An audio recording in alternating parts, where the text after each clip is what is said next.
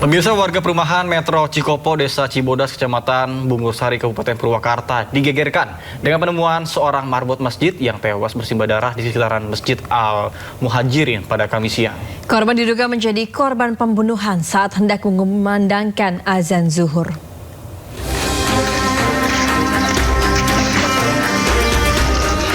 Suasana Masjid Al-Muhajirin di perumahan Metro Cikopo, Desa Cibodas, Kecamatan Bungursari, Kabupaten Purwakarta mendadak dipenuhi petugas kepolisian dan warga setelah ditemukan seorang marbot masjid tewas bersimbah darah. Korban diduga diserang saat hendak mengumandangkan azan zuhur. Hasil pemeriksaan awal, korban mengalami sejumlah luka bacok di tubuhnya yang diduga akibat serangan berulang menggunakan senjata tajam. Dari lokasi kejadian, polisi mengamankan sebilah samurai.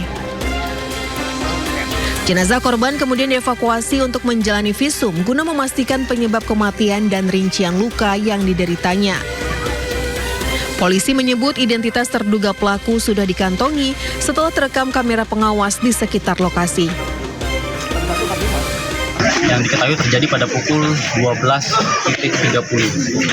Korban berinisial AS, umur 65 tahun. Ya. Motifnya, Pak? Motif masih kami dalami, untuk pelaku masih sudah terbackup oleh CCTV. Ya. Ya, betul, pada saat kejadian itu suara azan zuhur ya. Untuk korban ini dia marbot masjid atau bagaimana? Betul, pekerjaan korban sementara sebagai marbot masjid. Hingga kini petugas masih memburu pelaku dan memeriksa sejumlah saksi untuk mengetahui kronologi serta motif pembunuhan. Dari Purwakarta, Jawa Barat, Irwan, iNews melaporkan. Pemirsa, polisi membawa tersangka mutilasi di Depok ke lokasi potongan kaki korban yang dibuang. Meski sudah mengerahkan anjing pelacak, pencarian terkendala derasnya arus sungai.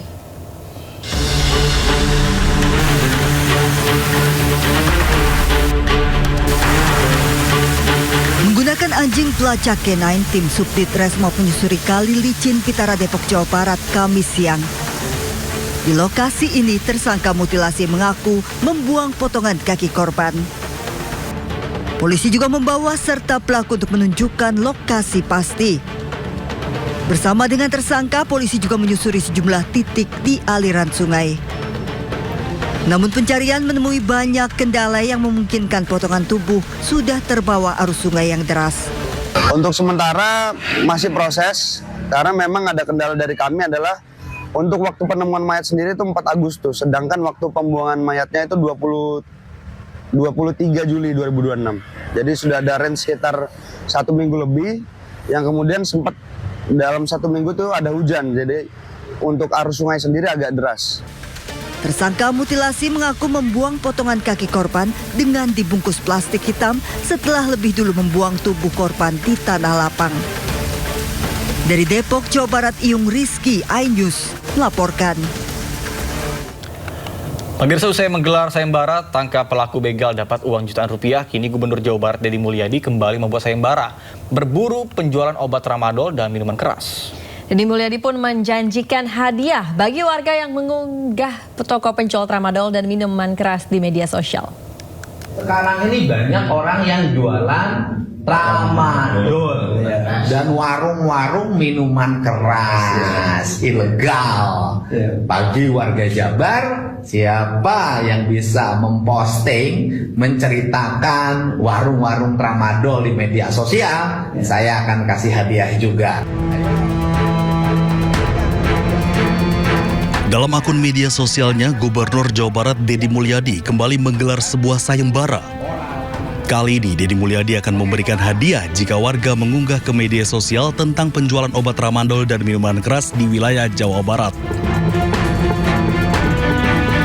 Hal ini dilakukan sebagai bentuk keprihatinan dengan maraknya penjualan obat tramadol dan minuman keras yang berdampak buruk pada kesehatan anak muda. Selain itu, pihak Pemprov Jabar juga akan berkoordinasi dengan Kapolda Jawa Barat untuk memberantas peredaran tramadol di Jawa Barat.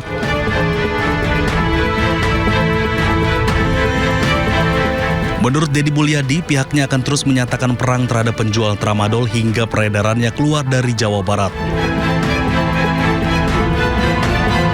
Iya, itu harus dilawan, Mbak. Kan nggak boleh lagi dibiarkan.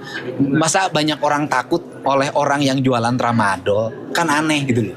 Menurut saya nggak boleh rasa takut lagi. Saya nanti hari Jumat dengan Pak Kapolda akan berkoordinasi dan kemudian nanti gerakannya itu sampai desa dan kelurahan. Sebelumnya, Gubernur Jawa Barat Deddy Mulyadi melakukan sayembara tentang penangkapan begal dengan hadiah jutaan rupiah.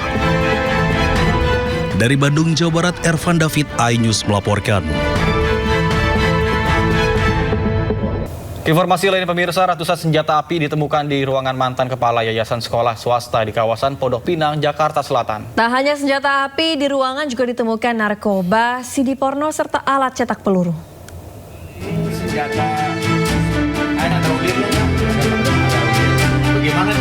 Ratusan senjata api, pistol, serta senapan kaliber 4,5 mm ditemukan polisi dan pihak sekolah dalam ruangan mantan kepala pembina yayasan sekolah swasta di Pondok Pinang, Kebayoran Lama, Jakarta Selatan. Tak hanya senjata api, dalam ruangan ini juga ditemukan alat cetak peluru, narkotika jenis sabu dan ganja, serta sejumlah CD porno. Sekolah meminta pendampingan polisi membuka ruangan yang selama ini tertutup dikunci oleh eks-ketua yayasan untuk digunakan keperluan belajar mengajar. Eks-ketua yayasan sudah dipecat karena penyalahgunaan keuangan. Persisnya senjata itu apa saja, jenisnya bagaimana, kewenangan penyidik ya untuk melakukan verifikasi. Sehingga kami minta ada uji forensik juga terhadap senjata itu untuk memberikan kepastian bahwa senjata ini milik siapa juga, jenisnya apa dan sebagainya. Tapi teman-teman sekalian, buat kami sebagai sekolah, yang jelas penyimpanan senjata di tempat sekolah pasti dilarang oleh undang-undang. Pasti dilarang, pasti tidak diperbolehkan. Kenapa? Karena senjata api yang ditemukan tersembunyi dan berada di bawah tumpukan barang. Yang itu memang dilarang untuk dipergunakan, kecuali untuk olahraga karena mematikan. Jadi, kok bisa ada di situ? Pertanyaannya. Mereka buat silent di situ dengan cara menumpuk seperti barang biasa. Ternyata begitu saya buka, isinya seperti itu. Lalu tiba-tiba ada lagi yang lain, shotgun kaliber 1270. Selain mengungkap asal-usul senjata dan narkotika, sekolah juga meminta polisi menyelidiki pihak yang bertanggung jawab atas penyimpanan barang-barang berbahaya di lingkungan sekolah. Dari Jakarta, Rizky Fahlupi, iNews melaporkan. Pemirsa, Menteri Koordinator Bidang Politik dan Keamanan RI, Jenderal TNI Purnawirawan Jamari Caniago, tegaskan video unjuk rasa yang beredar belakangan di media sosial itu adalah hoax atau informasi bohong. Meski demikian, ia juga berkata bahwa pemerintah tidak melarang aksi unjuk rasa. Video itu saya nyatakan tidak benar. Tidak ada di wilayah Indonesia, di tanah air kita, ada hoax-hoax yang seperti itu. Mungkin itu terjadi pada masa lalu. Pada saat sekarang ini ke depan tidak ada. Kami sudah bekerja bersungguh-sungguh dengan tenaga yang kuat dan keras, kami bersama-sama dengan Pak Panglima, Pak Kapolri, Pak Kabin selalu memberikan informasi itu sama sekali tidak ada. Sama sekali tidak kita temukan itu. Akun siapa ini? Ada akunnya pasti, kami akan temukan itu. Maka tadi saya katakan kalau misalnya terjadi bahwa itu ada indikasi dan bisa memenuhi ketentuan dia pelanggaran tindak pidana, kami akan lakukan itu dan kami akan melakukan tindakan secara tegas seperti itu. Pemasangan pagar, nggak ada itu ya, pemasangan pagar, bahkan responnya dulu kepala daerah yang bersangkutan sudah menyelesaikannya, baik yang di Surabaya maupun yang di Jakarta. Tidak ada kaitannya dengan hubungan seperti yang digulirkan kabar-kabar yang akan datang. Tidak ada. Jadi semuanya itu adalah kepentingan keamanan dari mereka sendiri dan itu pun sudah dianggap tidak memenuhi izin seperti yang dilakukan oleh beberapa tempat. Saya tidak mau menyebutkan mal yang mana ya, tapi kira-kira pemerintah daerah setempat sudah melakukan penertibannya. Aksi unjuk rasa tidak ada larangannya. Ya tidak ada, menyampaikan unjuk rasa adalah penyampaian pendapat dari masyarakat. Tidak ada satupun yang melarang untuk itu. Yang dilarang yang tidak diharapkan adalah soal tindakan-tindakan anarkis. Ya, tidak dengan anarkis. Kalau misalnya unjuk rasa dengan tertib menyampaikan kritikan, boleh-boleh saja. Bahkan berulang kali Presiden mengatakan kritikan itu perlu. Dan kami meyakini kritikan-kritikan semacam itu sangat menyegarkan buat kami. Sangat menyegarkan. Oleh sebab itu silakan unjuk rasa, tidak masalah.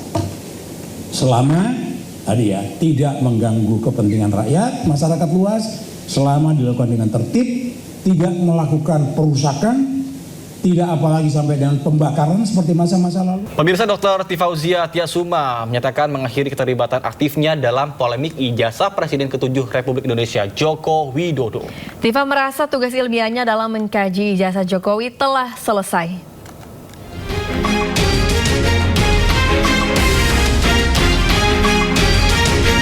Dr. Tifauzia Tiasuma menyatakan mengakhiri keterlibatan aktifnya dalam polemik ijazah Presiden ke-7 RI Joko Widodo. Dr. Tifa menganggap kajian analitis dan neuropolitika terkait ijazah yang ia lakukan sudah cukup sehingga ia memilih fokus pada bidang keilmuan kesehatan. Ia juga menyatakan tetap bersedia hadir apabila dibutuhkan sebagai saksi ahli dalam proses persidangan berkaitan kasus tersebut. Selama kurang lebih 450 hari juga saya sudah menjadi pelaku hukum di situ. Dalam hal ini saya sebagai saksi, lalu kemudian terlapor, lalu kemudian tersangka, dan pada akhirnya menjadi terdakwa yang alhamdulillah pada tanggal 23 Juli 2026 pada sidang yang sudah terjadi di Pengadilan Negeri Jakarta Timur, saya akan bebas dari segala dakwaan, alhamdulillah wa syukurillah. Itu adalah sebuah momentum di mana saya harus berpikir, saya harus memberikan keputusan kepada diri sendiri bahwa sekali lagi terkait dengan persoalan ijazah, bagian saya sudah saya tunaikan, jadi sudah cukup untuk saya. Meskipun menyatakan mundur dari perdebatan publik, proses hukum dan langkah uji materi atau pra-peradilan yang diajukan oleh tim hukumnya tetap berjalan di ranah peradilan.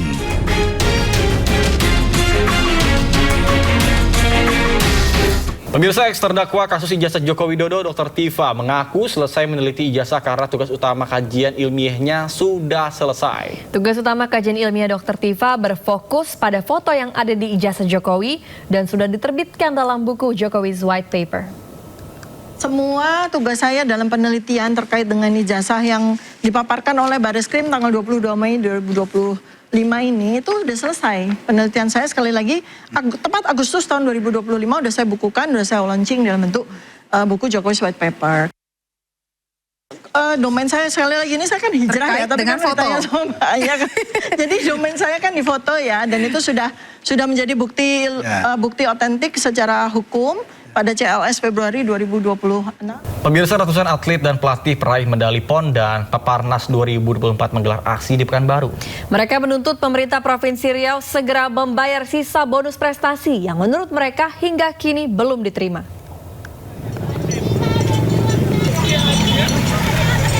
Aksi digelar di kawasan Stadion Utama Riau. Menurut para atlet, pemerintah Provinsi Riau baru merealisasikan sebagian bonus, sedangkan sisanya hingga kini belum juga dibayarkan. Bahkan para atlet menilai keterlambatan pembayaran bonus berdampak pada persiapan latihan menjelang Prapon 2027. Dalam aksi tersebut, sebagian atlet juga menggalang donasi dari pengendara yang melintas. Kepala Dinas Kepemudaan dan Olahraga Riau menyatakan pembayaran sisa bonus telah menjadi atensi gubernur dan juga akan direalisasikan setelah ketersediaan anggaran terpenuhi.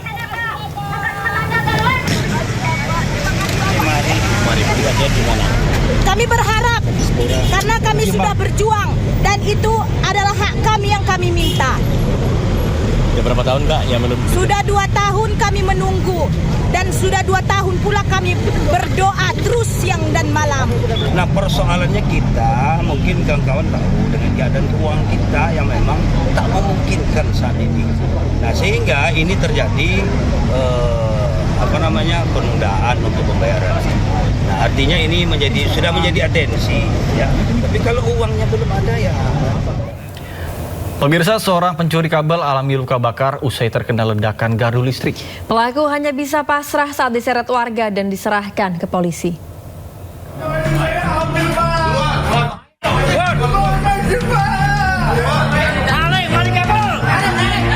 Seorang pelaku pencurian diseret keluar oleh warga dari gardu listrik di Jalan Agung Utara, Sunter Agung, Tanjung Priuk, Jakarta Utara. Pelaku tertangkap warga saat berusaha mencuri kabel yang berada di dalam gardu. Aksi pelaku diketahui setelah pelaku yang masuk dari pintu belakang gardu berusaha mencuri kabel dengan gunting besar. Nah, saat menjalankan aksinya terjadi ledakan dari dalam gardu yang membuat tubuh pelaku terbakar. Warga yang melihat peristiwa tersebut kemudian menghubungi petugas. Kayak ada suara orang saya dengar di dalam. Begitu petugas datang, emang ada orang kayak masuk. Saya tarik keluar. Dia ketakutan dia. Nggak mau saya tarik kayak gini. Berapa orang? Yang ketangkap satu. Misalnya sih ada 2 lagi yang kabur. Itu dia ngapain maling dalam? Maling kabel atau gimana? Kabel. Maling? Iya. Untuk mempertanggungjawabkan perbuatannya, pelaku kemudian dibawa ke Polsek Tanjung Priok, Jakarta Utara. Dari Jakarta, Sofia Firdaus, iNews melaporkan.